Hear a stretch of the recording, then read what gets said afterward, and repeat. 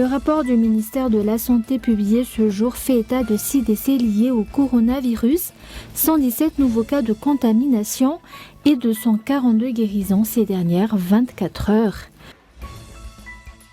Le nombre des malades du coronavirus traités auprès du centre de traitement Covid-19 continue de baisser. Pour le CTC au village Voir, quelques salles de soins ont été fermées temporairement.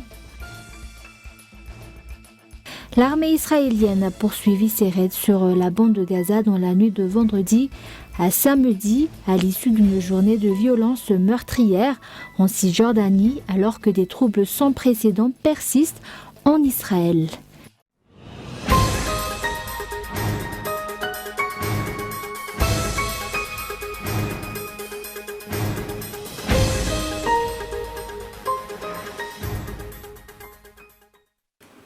Bonsoir à tous et bienvenue dans cette nouvelle édition du journal en version française sur Good TV. À la une de l'actualité, le rapport du ministère de la Santé publié ce jour fait état de 6 décès liés au coronavirus, 117 nouveaux cas de contamination et 242 guérisons ces dernières 24 heures. Les détails. 6 nouvelles victimes du coronavirus ont été rapportées par le ministère de la Santé ce jour, dont 4 dans la Nalamangue et 2 dans le Vakna Karaj.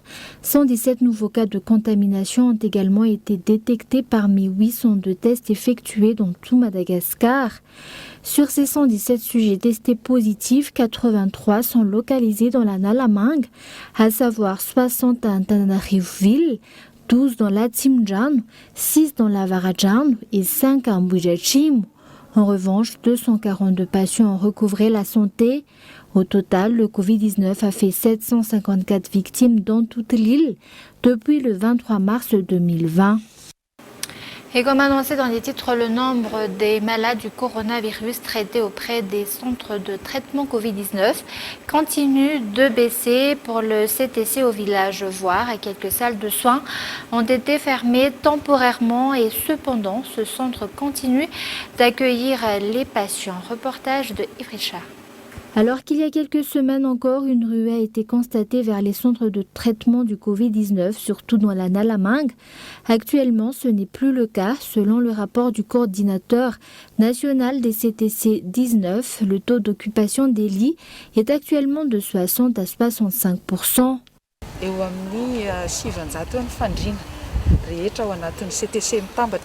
Au total, on compte environ 900 lits répartis dans les 7 CTC à Nalamangue. Mais actuellement, le taux d'occupation de ces lits est de 65%.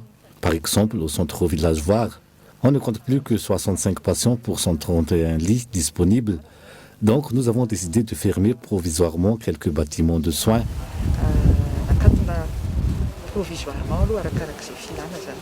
Le nombre des personnes venues se faire tester au CTC au village Voir s'est réduit à environ 150 par jour actuellement contre 800 auparavant, soit une baisse de 80%.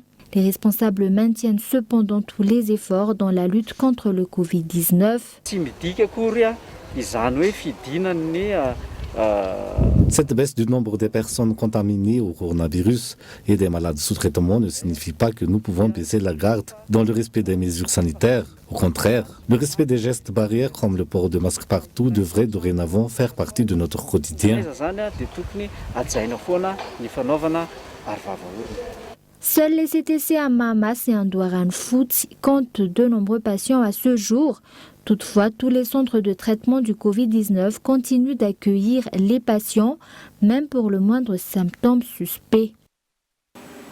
Et sur un tout autre sujet, 12 km de route reliant un Tanfout et un Batoumine dans la région Vakna Karaj sont en cours de réhabilitation par le ministère de l'Aménagement du Territoire et des Travaux Publics. Les travaux sont achevés à 80%. Reportage de Mian Tarangenef.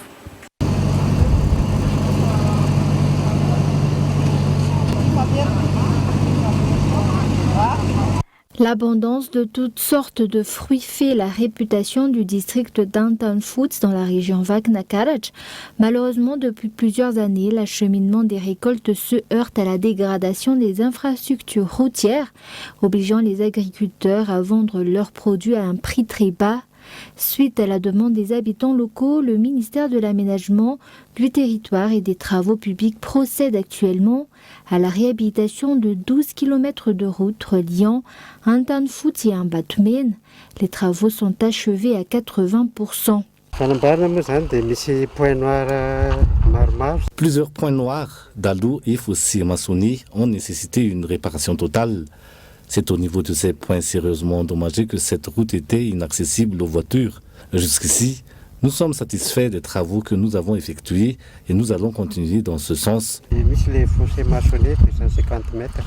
Selon les explications, cette route nouvellement réhabilitée bénéficiera à plusieurs communes comme Tanambao, un Batmen, un Janfit et d'autres encore.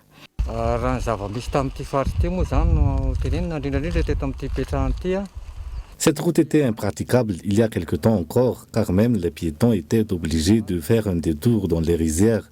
Seuls les poids lourds pouvaient circuler sur cette voie. Nous remercions ainsi l'État à travers le ministère des Travaux publics, car notre calvaire va enfin se terminer.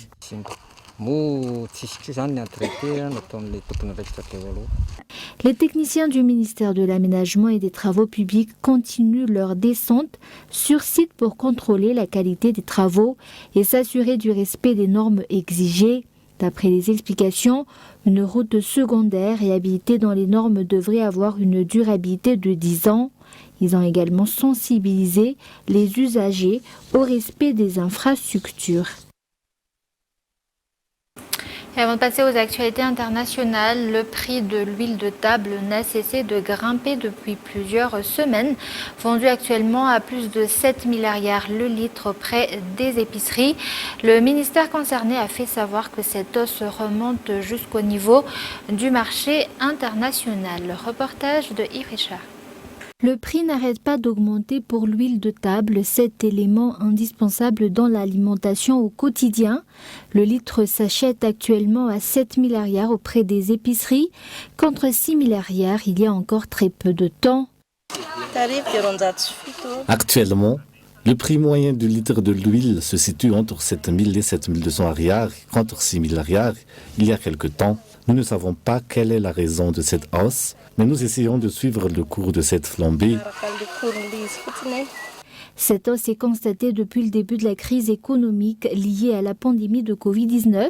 Elle est systématique tout au long de la chaîne, depuis la production jusqu'à la distribution. C'est au niveau du marché international que la hausse du prix de l'huile est opérée, et ce, toutes les semaines. Pour toutes les variétés d'huile de table, au maximum, nous arrivons à percevoir 200 ariars de bénéfices. Plusieurs facteurs sont à l'origine de la flambée du prix de l'huile de table selon la ministre du Commerce il y a 2 mois de cela.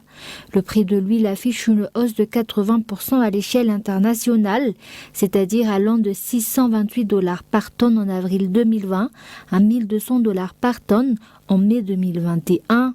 À cela s'ajoutent les frais de la logistique qui ont triplé. Quoi qu'il en soit, les opérateurs sont encouragés à en importer autant que leur capacité le leur permet afin d'éviter une pénurie au pays. Et nous passons maintenant aux actualités internationales. L'armée israélienne a poursuivi ses raids sur la bande de Gaza dans la nuit de vendredi à samedi à l'issue d'une journée de violence meurtrière en Cisjordanie alors que des troubles sans précédent persistent en Israël. Le reportage de France 24. Porté dans les rues d'Hébron par une foule en colère, cet homme de 21 ans vient de décéder. La liste des victimes du conflit entre l'État hébreu et les Palestiniens s'allonge encore ce vendredi. De nombreuses personnes ont défilé dans plusieurs villes de Cisjordanie, comme ici, à Ramallah. Des manifestations qui ont souvent tourné à l'affrontement avec les forces israéliennes. Des soldats ont par endroits répliqué à balles réelles, faisant des morts et des blessés.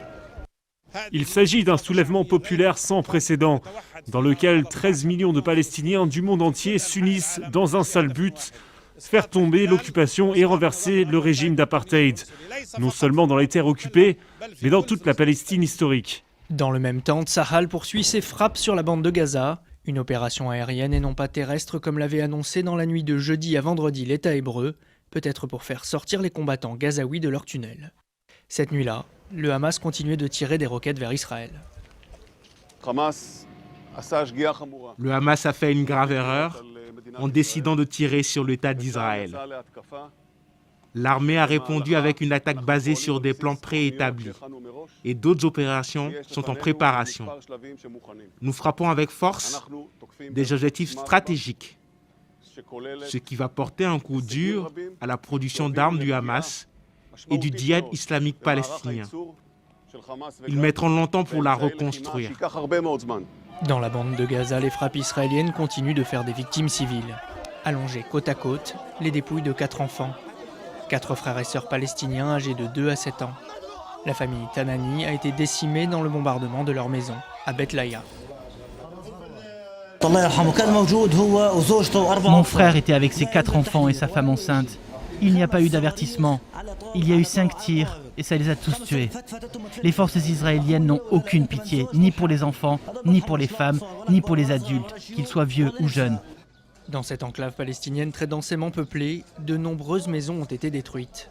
Certaines familles terrorisées prennent la fuite et se réfugient dans des écoles. Selon l'ONU, il serait plus de 12 000 à avoir quitté leur maison pour se mettre à l'abri. Depuis lundi, la violence ne cesse de s'intensifier entre Israéliens et Palestiniens. Une escalade inédite depuis 2014. Et l'aide médicale internationale a afflué en Inde ce vendredi en provenance de l'Union européenne, du Qatar et de la Corée du Sud. Ces pays continuent d'aider l'Inde à faire face à la pandémie de Covid-19. Reportage de France 24. Des pays du monde entier au chevet de l'Inde. Dans ces avions en provenance d'Europe, du Qatar et de Corée du Sud, des kits de tests rapides, mais surtout des ventilateurs et des concentrateurs d'oxygène.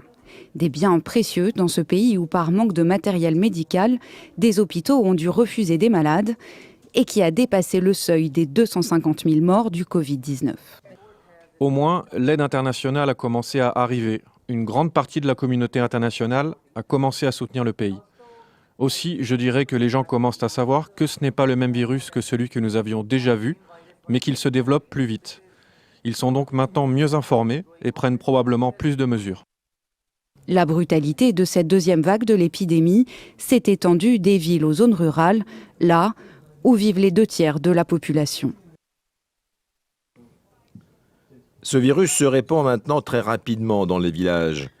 Le gouvernement met tout en œuvre pour l'arrêter. La sensibilisation des habitants des villages et la coopération des collectivités locales sont tout aussi importantes pour contrôler cette propagation. Critiqué pour sa gestion de ce regain de l'épidémie, le Premier ministre Narendra Modi se refuse toujours à appliquer un nouveau confinement total du pays et mise sur la vaccination. Depuis le 1er mai, l'Inde a ouvert l'injection des vaccins à tous les adultes, mais là encore, des pénuries ralentissent les opérations. Pour le moment, moins de 3% de la population a eu accès à une première dose.